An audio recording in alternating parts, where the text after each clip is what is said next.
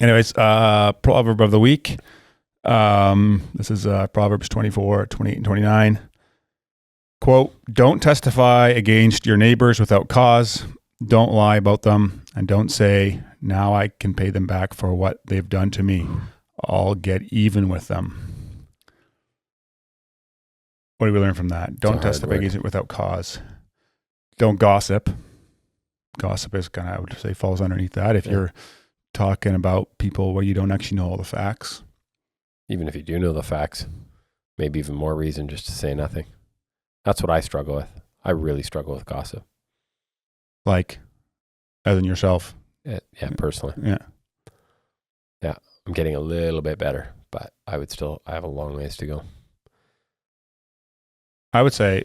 Not like really personal stuff, no. Like I'm not sharing like, really awful. It's not that. It's more just information that just doesn't need to be shared. If it's not positive about somebody, don't say it. So this says don't testify against it if there's no cause. If there's cause, let me ask you this. Let's say you were working with someone, a business, and they never pay their bills, or like they're just not someone you want to do business with because you've been screwed. Can you warn people about that business? I think you can. Some people would really disagree with that. There are very people that I really respect that really disagree with that. They think you always keep that to yourself.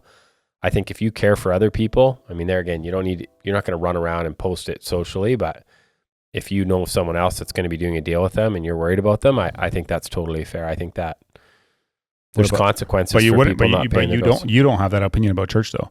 If you say there's like a church that's really damaging, you wouldn't say, oh, you can't talk badly about the church. You say, shut your app about that stuff. No, I wouldn't say that. I wouldn't say that you would shut your yap about it. I just think to the people that go there, are you going to start skewering them? Is that helpful to the cause by being derogatory? I mean, every church has issues. Every church has things that are not doing things quite right. Well, every company has issues too. I'm trying to draw. They do. I don't think you want to compare churches and business. I think there's lots of people that are doing that. It's causing a lot of problems. Well, yeah, fair enough. I'm more talking about the fact of like this. Of when can you say something in light of the proverb? Yeah. I mean, I wonder how much of that, I'd be curious to know if we had a scholar here that, knew Hebrew, I'd be curious to know how it, if you took it word by word or if you take it phrase by phrase. Is this from the NIV? NLT. So, I mean, it's paraphrase. It's one step above the Quran, right? That's what I'm always told whenever I would pull up the NLT. They're always like, what are you reading that book for, Greg? That's the message, I thought. No, it's even the NLT at our church. It's even the NLT, right? Yeah, it's the ESV or nothing. It's the new KJV. It's the new King James, yeah. And ironically, when I read the ESV, and I mean, I do read the ESV a lot, and we do read it at our church, but I find it's like, it feels similar for me reading it as reading the King James, where it's just kind of like, it feels cumbersome. Yeah. Doesn't mean I shouldn't. Where there shall us go as forthest. Yeah, there's got to be an easier way to say that for a dumb farmer like me. But I actually had a buddy of mine send me a quote this week from it was super, super old English. And so I threw it into ChatGPT and I said, ChatGPT, give me like the modern English version of this. And then I sent it back to him and I said, did you mean this? And he's like, oh, so you can understand this. I'm like, no, ChatGPT can. Yeah. You said that's why I read the NLT.